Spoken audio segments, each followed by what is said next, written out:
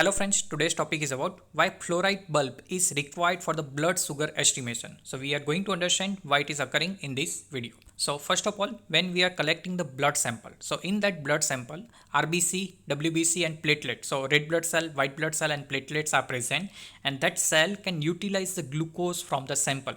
Even if blood is collected or withdrawn, even after that in a withdrawn sample, that cell can utilize the blood glucose level. So further what happen if there is a delay in sample analysis, means blood glucose estimation, it may occur due to the transportation or due to delay in a processing time.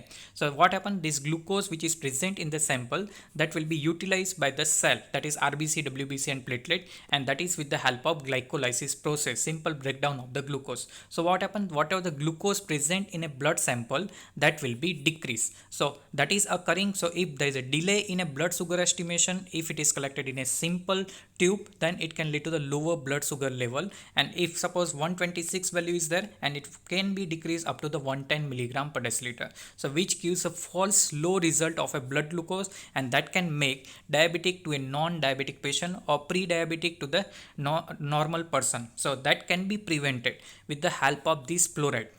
So what happen in the presence of fluoride, the enolase enzyme which is present in a glycolysis, that will be inhibited. So fluoride which is added in the tube, then what happen, this fluoride will inhibit enolase enzyme, and this enolase enzyme which is present in glycolysis, so further this enzyme activity will not happen. So glucose breakdown or utilization through glycolysis will be inhibited, which prevent utilization of glucose by that cell, RBC, WBC and platelet, and so blood glucose level will be maintained. So that gives the correct value for the blood glucose in the blood sample. So that's why for the blood sugar estimation, fluoride bulb is utilized. So fluoride bulb is very helpful for collecting blood sample for the blood sugar estimation.